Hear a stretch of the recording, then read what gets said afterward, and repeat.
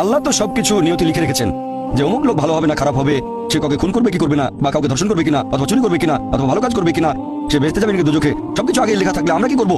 এখানে কার দোষ? যদি কাউকে খুন করি, আল্লাহ আমার কদরে লিখেছেন, আমি খুন করবার করে ফেললাম, এই দোষটা কার? দোষ তো আল্লাহ, তাহলে আমাকে দোজখে পাঠানো হবে কেন? আর এটা খুবই লজিক্যাল প্রশ্ন। এই প্রশ্নের উত্তরে বলবো, আমাদেরকে এই কদর বা নিয়তি ধারণা আগে বুঝতে হবে যে আল্লাহ সুবহানাহু ওয়া তাআলা আগে থেকে লিখে রেখেছেন একটা মানুষ কখন জন্মাবে, তারপর সে কোন দেশে জন্মাবে, কখন মারা যাবে, কোন দেশে মারা যাবে। আল্লাহ পবিত্র কোরআনে বলেছেন সূরা ইসরা 17 আয়াত নম্বর 14 যে যখন কোনো শিশু জন্ম নেয় তার কর্মগুলো আমি তার গৃহলগ্ন করে দিই। একজন মানুষের ব্যাপারে আল্লাহ জানেন সে কি করবে, ভালো না খারাপ, সঠিক না বেঠিক, সে বেহেশতে যাবে নাকি দোজখে যাবে। যে ধরেন একটা ক্লাসে একজন টিচার পড়াচ্ছেন 100 জন ছাত্রকে প্রায় 1 বছর ধরে, আর পরীক্ষা শুরুর আগে টিচার অনুমান করলেন যে এই ছাত্রটা এবারের পরীক্ষায় ফার্স্ট হবে, ফার্স্ট ক্লাস ফার্স্ট, এই ছাত্র পাবে সেকেন্ড ক্লাস, এই ছাত্র করবে ফেল। এটা আমি উদাহরণ হিসেবে বলছি। এর কিছুদিন পরে পরীক্ষা হয়ে গেল, প্রথম ছাত্র হলো ফার্স্ট ক্লাস ফার্স্ট, এই ছাত্র সেকেন্ড ক্লাস, আর ওই ছাত্রটা করলো ফেল। এখন আপনাদের প্রশ্ন করি, যে ছাত্র ফেল করেছে সে কি টিচারকে বলবে আপনি বলেছিলেন যে আমি ফেল করবো তাই ফেল করেছি? এখানে দোষটা কার? টিচারের নাকি ছাত্রের? কার দোষ?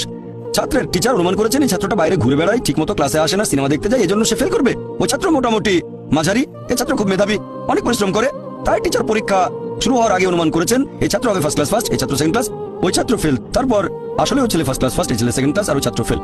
টিচার অনুমান করেছেন, তার মানে এই না যে দোষটা টিচারেরই হবে। টিচার সবাইকে পড়িয়েছেন সঠিকভাবে, সমানভাবে।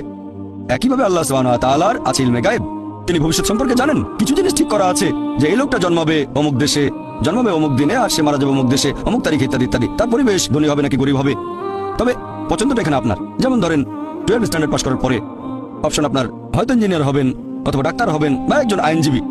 এখানে পছন্দ আপনার, ঠিক করলেন আপনি হবেন ইঞ্জিনিয়ার। এখন আল্লাহ এটা আগে থেকেই জানেন যে 12 স্ট্যান্ডার্ড পাস করার পরে আপনি ইঞ্জিনিয়ার হওয়ার চেষ্টা করবেন, তাই আল্লাহ আগে লিখে রেখেছেন। ব্যাপারটা এমন না যে আল্লাহ লিখে রেখেছেন বলে আপনি বেছে নিচ্ছেন, যেহেতু আপনি এটাই বেছে নেবেন তাই আল্লাহ আগে লিখে রেখেছেন। এখানে পছন্দ আপনার, তবে আল্লাহ আপনার পছন্দ জানেন। যেমন ধরেন একটা রাস্তার মোড়ে আসলেন, সামনে 5টা রাস্তা, রোড নাম্বার 1 2 3 4 5, এখানে পছন্দ আপনার, বেছে নিতে পারেন রোড নাম্বার 1 2 3 4 5। আপনি গেলেন রোড 2-এ, এটা আগে থেকেই লেখা আছে আপনার নিয়তিতে যে আপনি যাবেন 2 নম্বর রোডে। ব্যাপারটা এমন না যে আল্লাহ লিখেছেন বলে আপনি করছেন, যেহেতু আপনি এটাই বেছে নেবেন তাই আল্লাহ আগে লিখে রেখেছেন। তাহলে পছন্দ আপনার। আপনি চাইলে টাকা উপার্জন করতে পারেন ভালো কাজের মাধ্যমে, হালাল উপায়ে, অথবা পারেন চুরি করে, হারাম উপায়ে, পছন্দ আপনার। ধরেন চুরি করলেন, এটা আপনার সিদ্ধান্ত, তবে আল্লাহ আগে থেকে জানেন যে এই লোকটা সহজে টাকা পেতে চায় তাই চুরি করবে, তাই আল্লাহ আগে লিখে রেখেছেন যে এই লোকটা 25 বছর বয়সে চুরি করবে। এখানে দোষটা কার? দোষ আসলে আপনার।